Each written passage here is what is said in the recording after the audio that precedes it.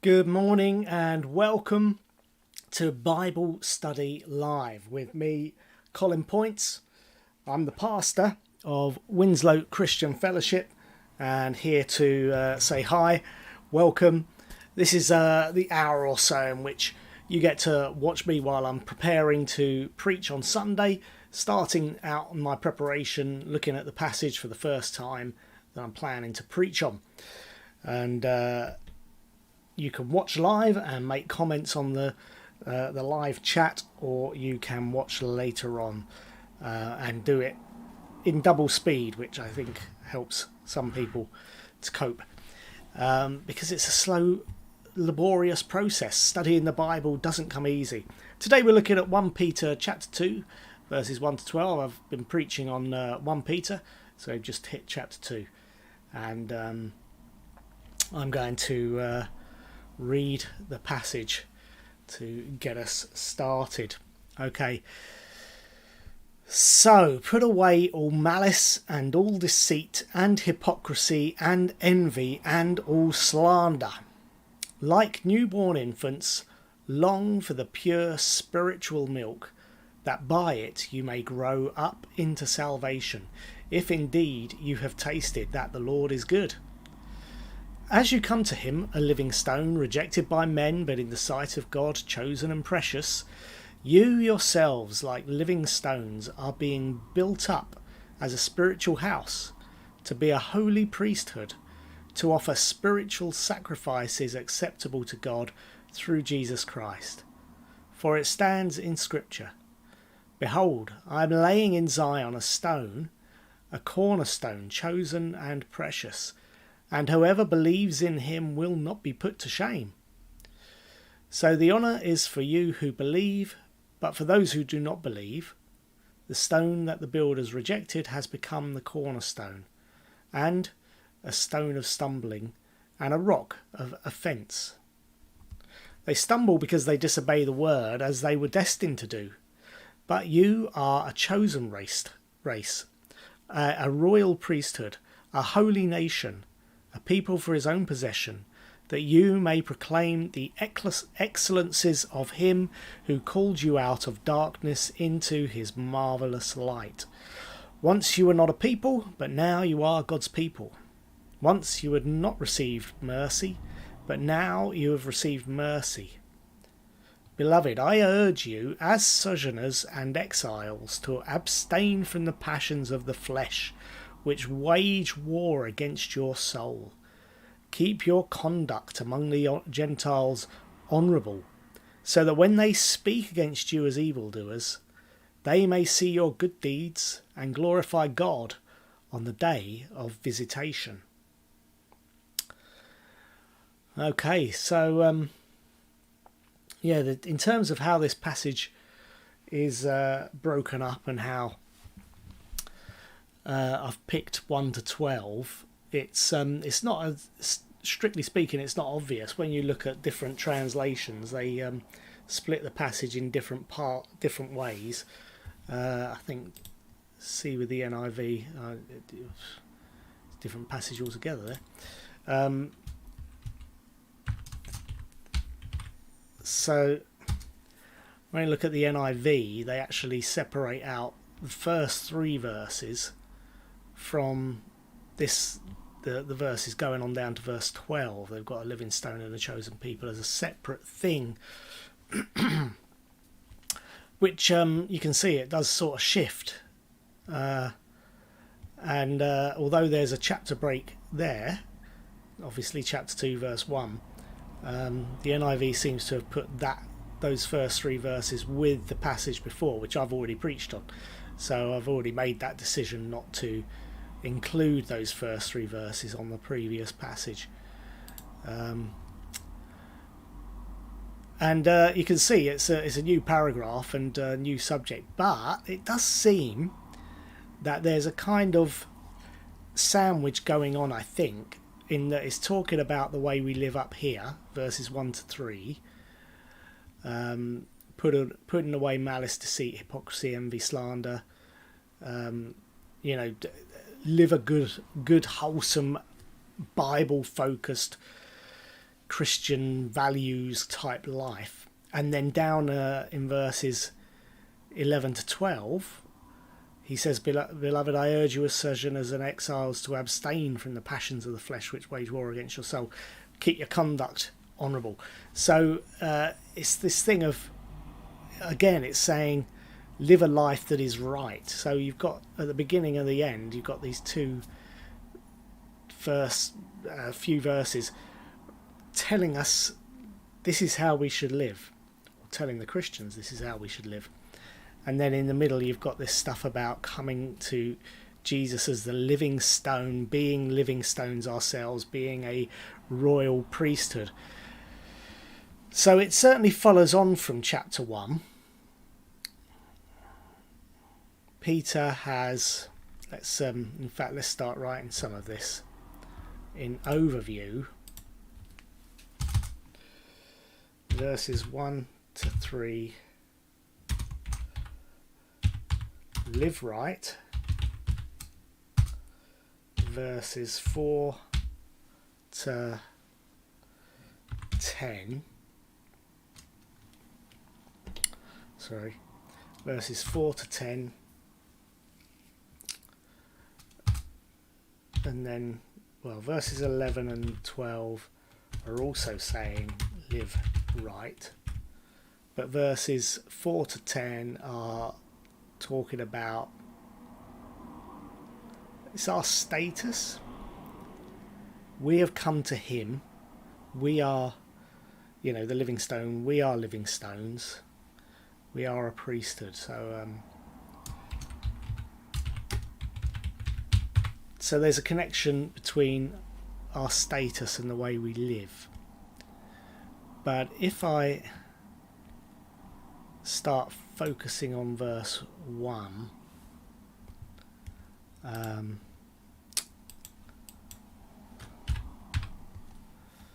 so put away all malice and all deceit and hypocrisy and envy and all slander.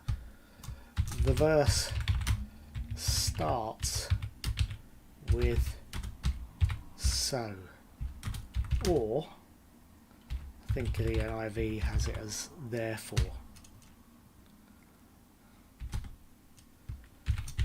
The passage follows on from the previous chapter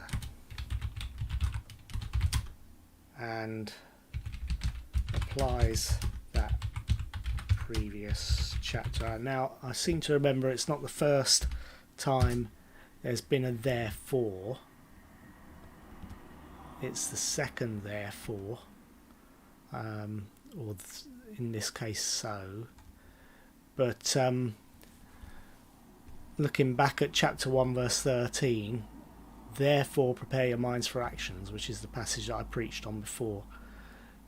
So this all follows on from, we've got this living hope, we are blessed, verses 3 to 12. The introduction to the letter is that we've been given this amazing salvation.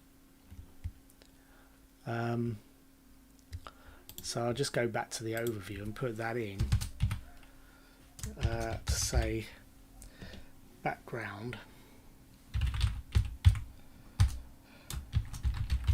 Chapter 1 talks about how we are blessed with an amazing salvation and hope and inheritance. Just picking up on some of the words that are in that passage, just to sort of remind myself what this is all about.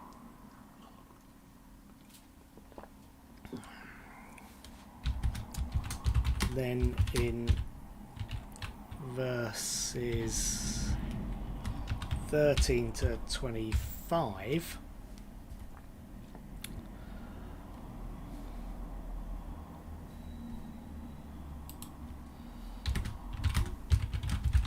we have the first set of implications.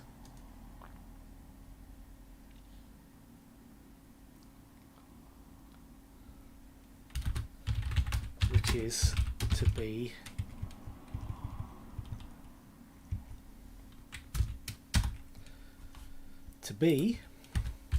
holy. Be holy, because I am holy.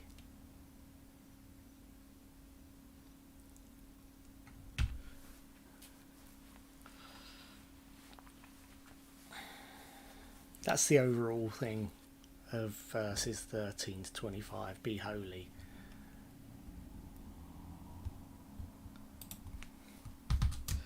Now we come to a second set of implications, which are possibly the implications of us being holy, meaning these verses expand upon holiness, or just the further implications of our amazing salvation and inheritance. Yes, is this a following on, therefore, from that first section of chapter 1, or is it therefore following on from the bit we've just looked at? Either way, it all flows out of that first section, whether it comes via the second section or direct from the first section. Either way, it's still Peter applying the big points, the big principles that he's saying. You are saved. You should be holy. You should be living a life which is separate, different. And I suppose what he's saying, it is an application of holiness. So perhaps this is Peter applying the principle of be holy.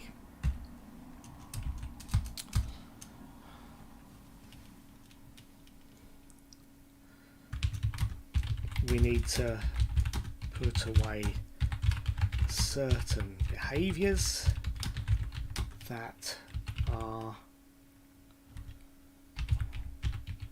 probably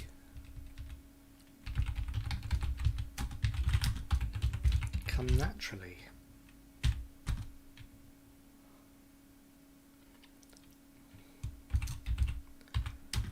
None of these behaviours are terribly scandalous. Politicians don't lose their jobs because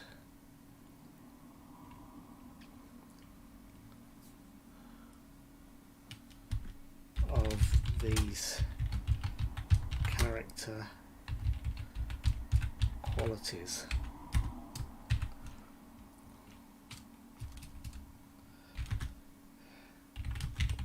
In fact, sometimes it seems that these qualities are job requirements so long as you don't go too far with it. Malice. What's malice mean? Other words. So let's have a look at verse 1. Therefore rid yourselves of all malice.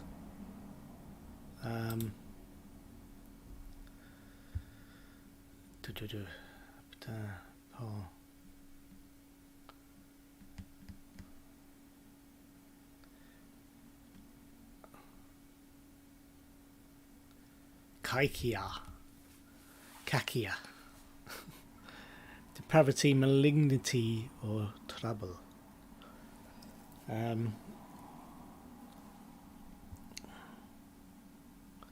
Wickedness, evil, malice. So depravity, it's sometimes translated as kakia.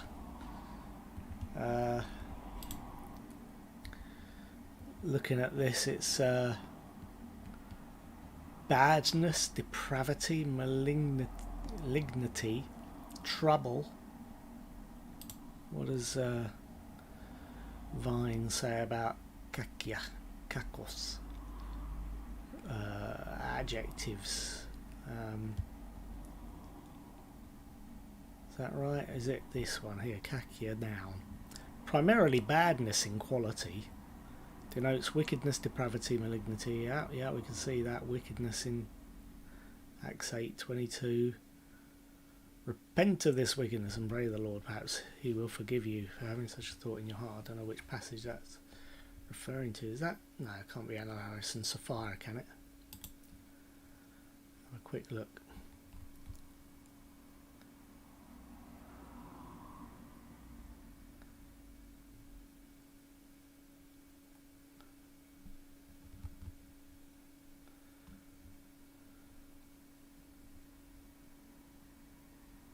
This is Simon the sorcerer.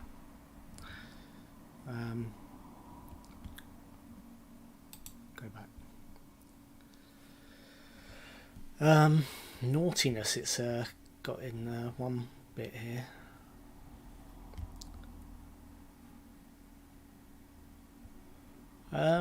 So yeah, it's just being really nasty piece of work.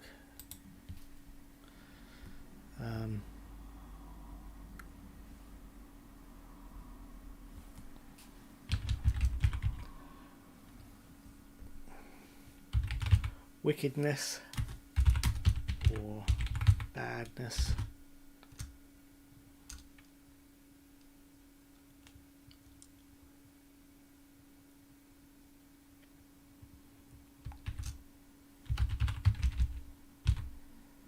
Generally someone who is or who does not care about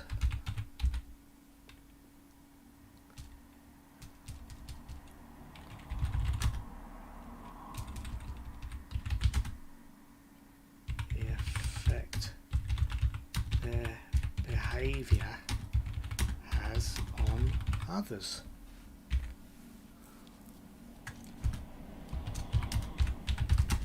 We might not think of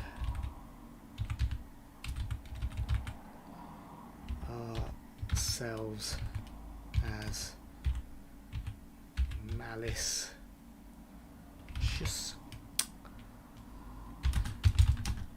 but surely we all have some selfishness in our hearts. In fact, selfishness is endemic to the human heart.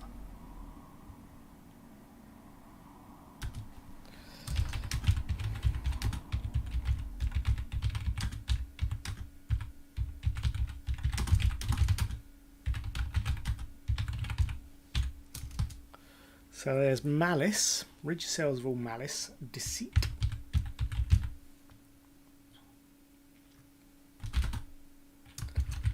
God is a God of truth.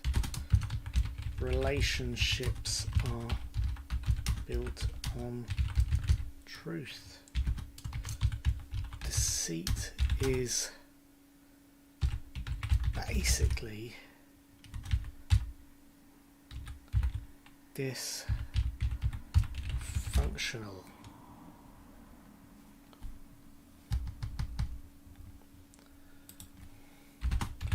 And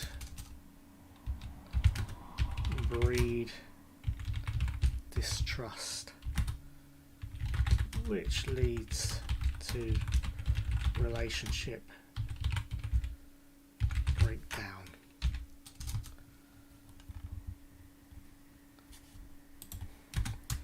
So why would anyone ever choose to be deceitful? Because they believe they will benefit or protect themselves.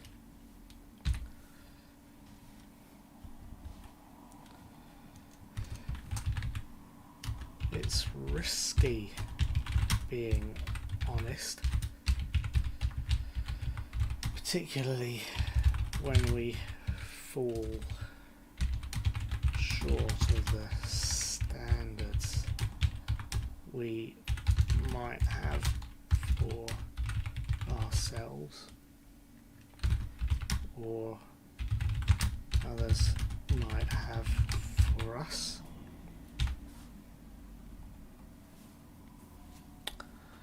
That's deceit, malice, deceit. I assume that deceit is pretty self-explanatory.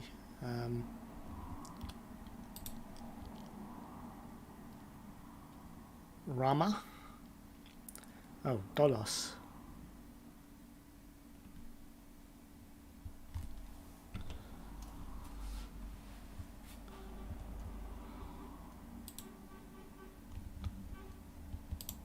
Dolos. Craftiness. Oh, dolos. Primarily a bait, hence fraud, guile, deceit. Yeah, subtlety.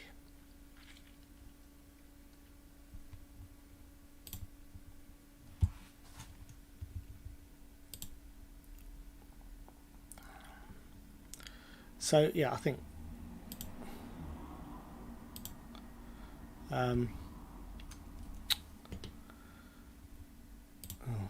deceit means exactly what it seems to mean in English, so having thought about it. Hypocrisy.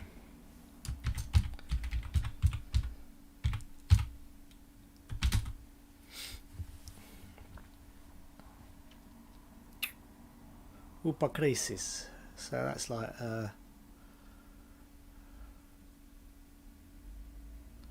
acting under a feigned part, being an actor,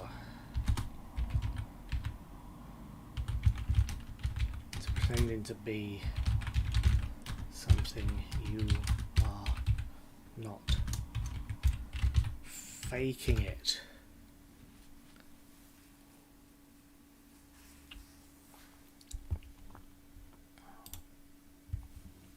Was it used as an insult?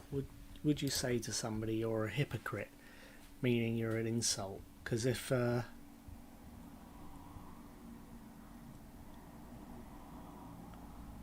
upakrisis.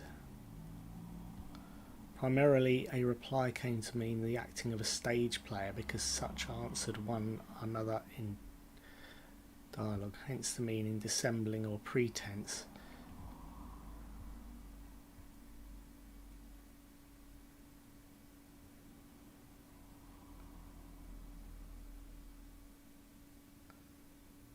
The acting of a stage player. Hypocrisis primarily means, literally it means a reply.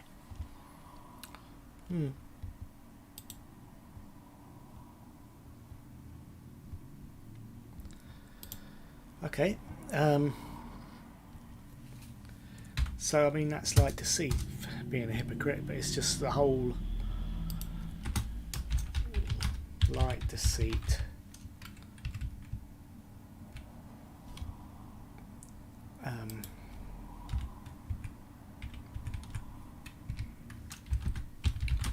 But the whole of one's life is a lie.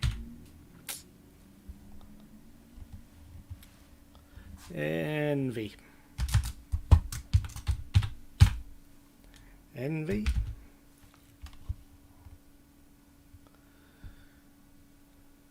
Look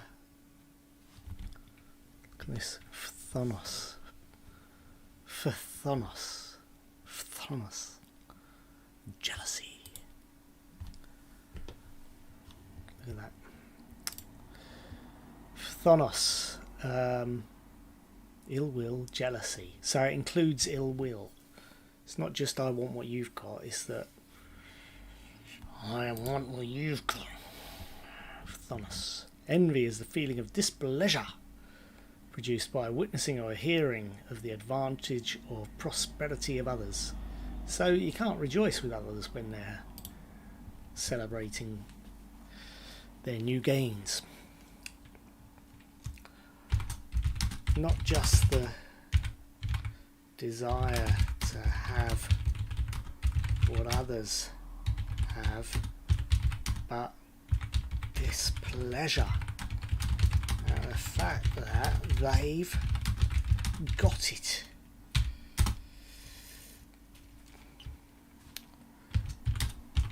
You bear ill will towards others rather than rejoicing at their good fortune towards others.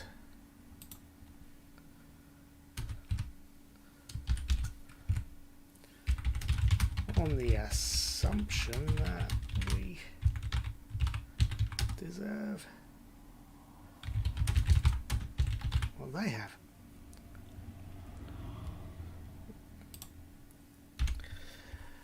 Should rejoice when somebody wins the national lottery and say, well done you, I'm not going to be angry with you.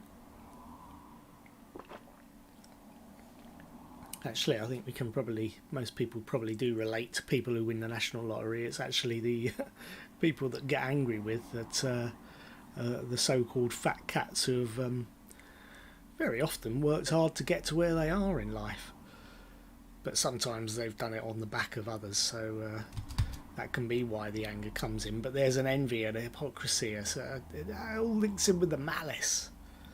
And there is an hypocrisy there, because who of us would not behave that way if we had the chance? That's the thing. We might say, oh, I would never exploit others for the sake of money. But how do you know unless you've had the opportunity?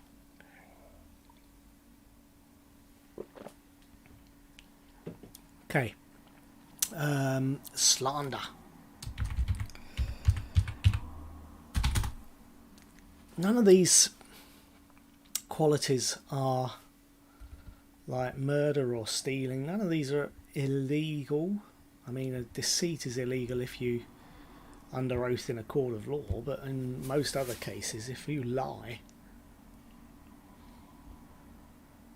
you get told off. Depending, yeah, there are certain situations where lying is get you into trouble with the law, but a lot of the time it's not.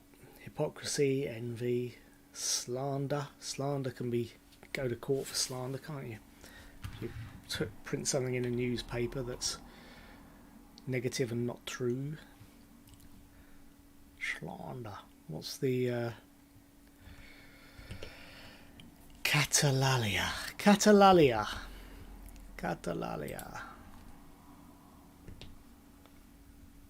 It's not used a lot. Catalalia. Defamation, backbiting, evil speaking. Not blasphemer, but catalalia, evil speaking. See 1 Peter 2:1. Backbiting. Interesting. What's backbiting? Say katalalos. So obviously a related word from catalalia to katalalos. A backbiter. Against, to speak against.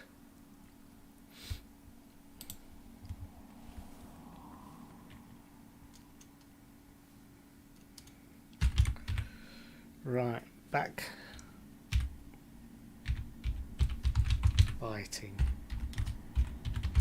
means to speak against someone, to say things so that others will think badly of them. These are all things, these qualities, malice, deceit, hypocrisy, envy and slander, they're all too easy.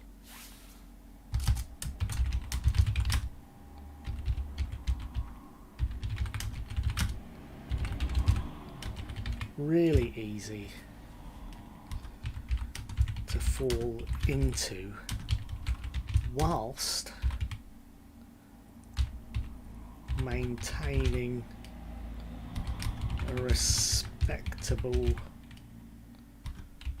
lifestyle and way of living.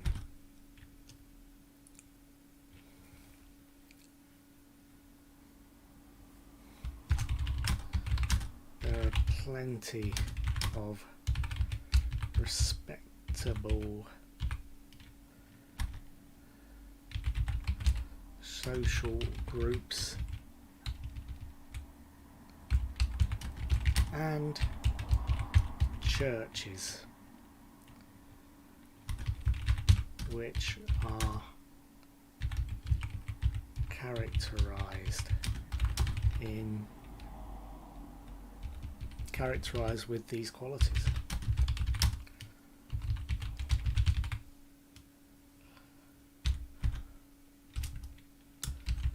Peter says, put them away. Put them away. They're from your old life. They're part of your old non-Christian life. Now you belong to Jesus. You should be different. Right, so that is verse 1. I'm not going to get very far today, I don't think. We'll come on to verse 2 now. We've got 12 verses. And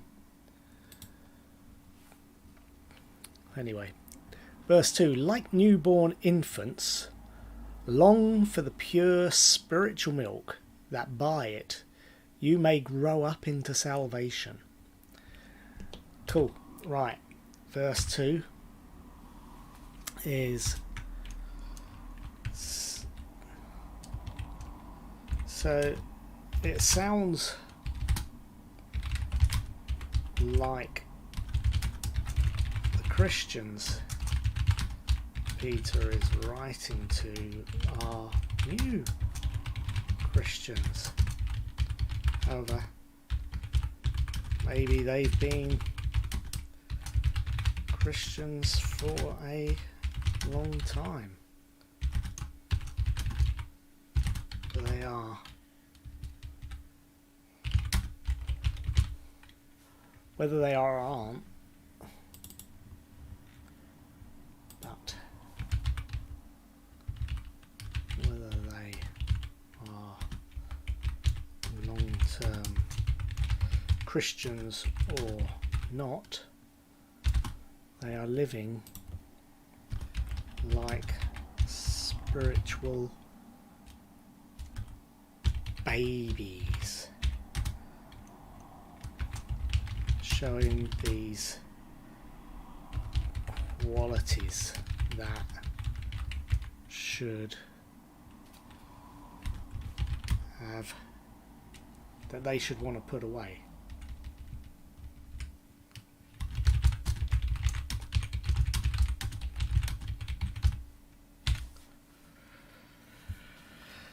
Long for the pure spiritual milk, that by it you may grow up into salvation.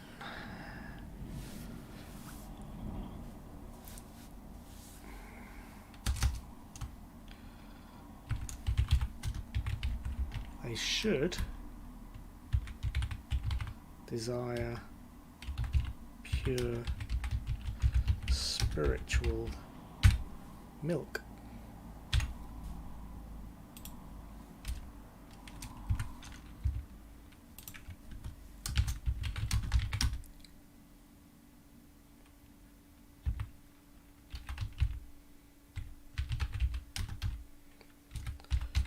What is spiritual milk? Is it the simple gospel teaching?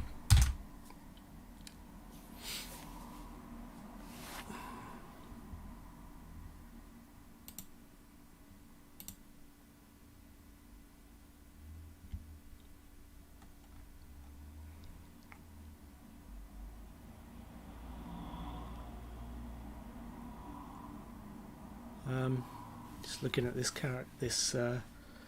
commentary. Thus, they should desire appropriate food, namely milk. This command to desire or long for is the only imperative in the passage. The only imperative. Okay. The previous phase having set the stage for it, and the following clauses explaining what it means. Indeed, some view this as the central imperative of the whole book. At the least, it indicates an active seeking rather than a passive receiving of proper nourishment. Well, that's a fascinating chunk there. So we shall copy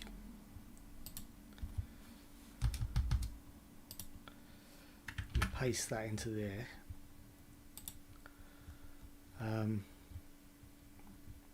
What is to be desired is milk.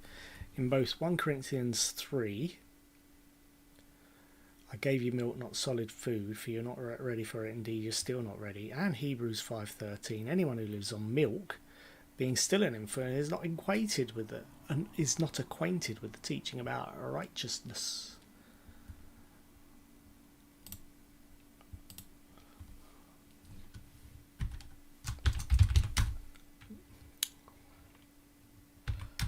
These references in.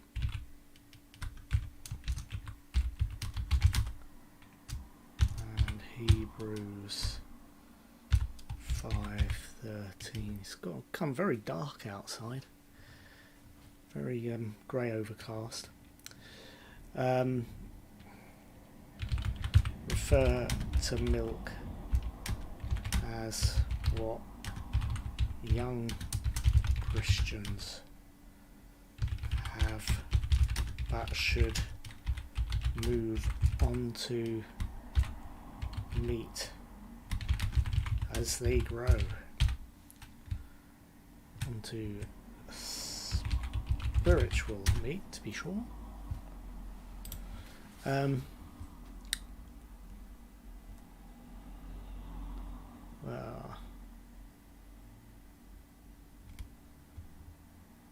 should be far beyond it. Right, here there is no such negative tone, for milk is appropriate food for the newborn, nor is a contrast stated or implied with some later stage of Christian maturity. Rather, milk is here a symbol used, as it commonly was in later Judaism, for spiritual nourishment,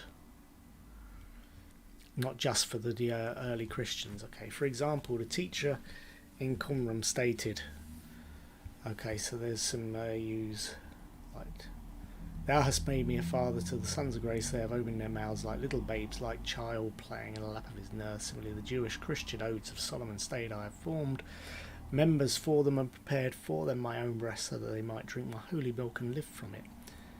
Indeed, the picture of milk was powerful enough that in the 3rd century apostolic tradition of Hippolytus, at least after baptism, a cup of milk mixed with honey was given to new Christians along with the bread and the wine at the celebration of the Eucharist. Okay, but what is the milk?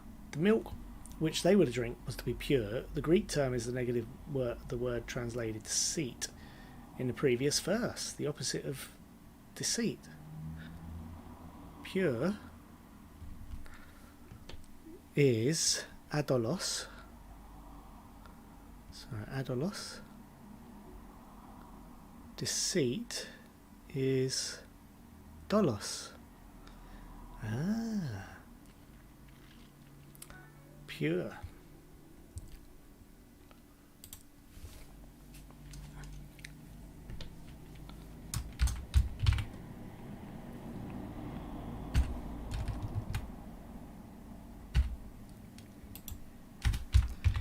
Is the opposite of deceit from verse.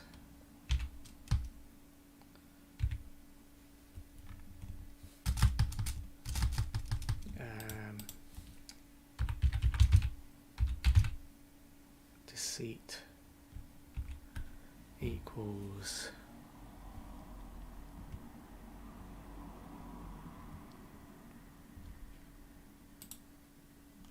actually it might still be here, mightn't it? Oh well, I've already opened it now.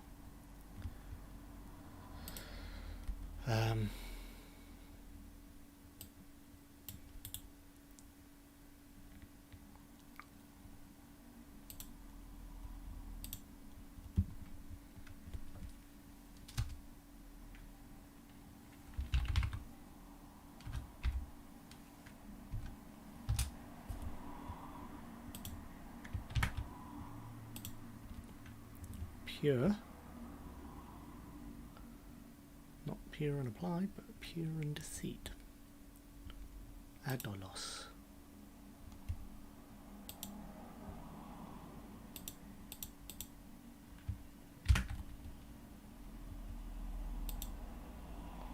Get rid of some of these. Don't need them. There we go. Dolos and adolos. Meaning without deceit.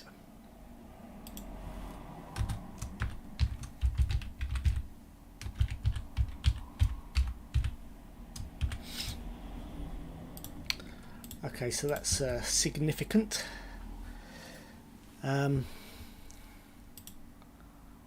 What else does this commentary have to say? The milk which they had to drink was to be pure. The Greek term is a negative of the word translated deceit in the previous word, so the contrast between the two is deliberate. In this milk there is no deceit, no watering down. It can be trusted, Furthermore, it is spiritual, a term used elsewhere in the New Testament, only in Romans 12, verse 1. Therefore, I urge you, brothers, in view of God's mercy, to offer your bodies as living sacrifices, most holy and pleasing to God. This is your spiritual act of worship. Interesting, we use the word spiritual a lot, but not the Bible. But common in Greek for that which is spiritual or pertains to the irrational word or logos. While spiritual is the best translation, for it anticipates the spiritual house, using another word for spiritual, of 2:5. Okay, different word. So spiritual as the English word is used a lot. This spiritual milk. So what's spiritual here? The logikos, rational. Your without deceit, rational milk.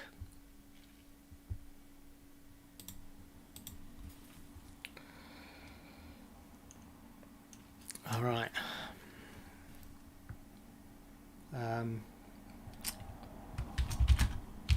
The word for spiritual is logikos, which means rational. There's a lot of word study in this passage, and I've only got on to verse 2 at the moment. It's taken a while, but it's really important because I just don't know what these words mean otherwise. Translations into English can sometimes be hopelessly unclear. It just no idea that pure was the opposite of deceit, that spiritual was an unusual Greek word that's translated as spiritual here. Spiritual is used elsewhere, but only in this passage in Romans 12 is logikos used. It's related to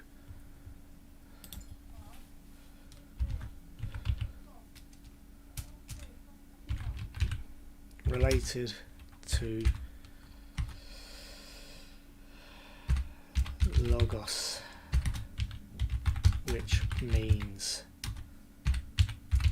word. In the beginning was the Word. The Word was with God, and the Word was God. He was with God in the beginning. The logos, and this is our wordy, without deceit. The word without deceit. We need. So Christians need the truth of God's word, or the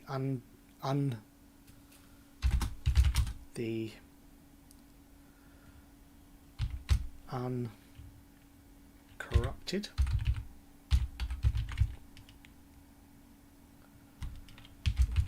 word.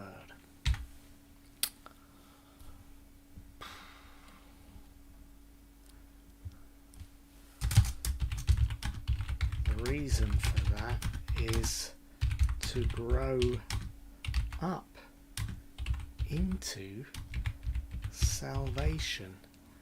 Now, why is into like that? Because it's a different translation in the NIV, the ESV text. Up to salvation, up into salvation. Okay. That you may grow up to salvation. So we've been given a great salvation, but we've got to grow up into it.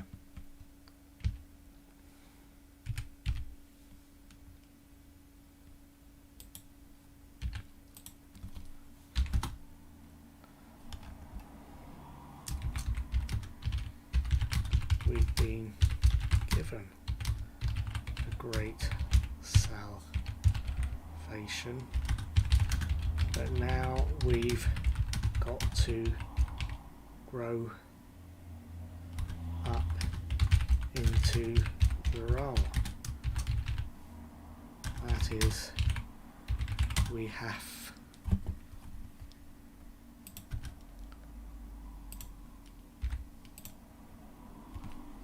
to put away these behaviours from before and start living the part we've been given.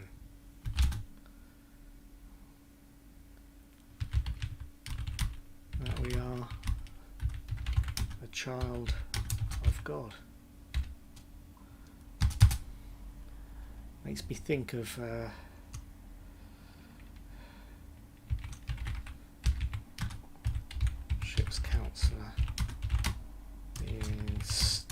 ship's counselor in Star Trek.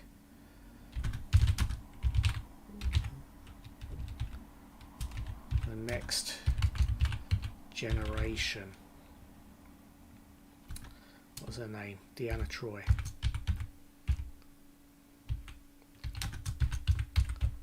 That's how you spell her name. Troi. Who would tell anyone who came to her with an emotional problem, something along the lines of pull yourself together, you're a starship, you're a Starfleet officer. Great counselling skills, not, but that's what it is. You are a Starfleet officer now. Live like one now. Behave like one. Starfleet officers don't have emotions. That's a silly little illustration, but I like it. I like Star Trek, and that's a good illustration from my point of view. And then he says, if indeed, verse 3, if indeed you have tasted that the Lord is good. So you've got to live like this. You've got to long for the pure spiritual milk that you may grow up in salvation, if indeed you have tasted that the Lord is good, because of course you might not have. Perhaps the reason why they're not growing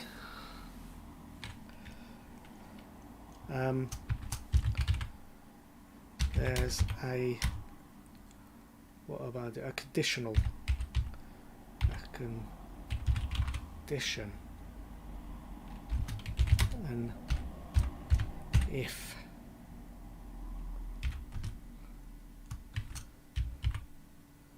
these church goers might have never actually become Christians.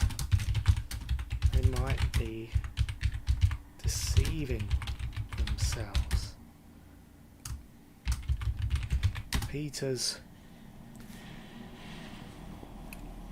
words about how to live are for those who have tasted that the Lord is good. We should never expect the world to live like us. We should never try to force the world to live like Christians. It's a false spirituality.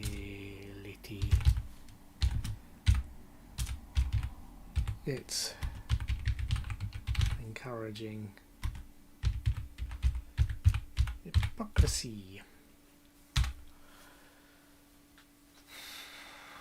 I'm going to finish there, I'm afraid. I've only got 3 verses in, but there's a lot of word study there, and that's really important, because not all of these words are necessarily exactly what we might think they are reading the English. And of course, if you don't look at the Greek, if you don't know the Greek, then you don't pick up on these things like deceit and pure being opposite words. So I hope you found that interesting. I hope that helps. If you're there on Sunday or watching online on Sunday, I hope that listening to me preach will be that much easier, because you've got a bit of an insight into how I got to where I got, at least in the first 3 verses. I'm going to carry on studying this throughout the week, but for now I'm going to say farewell.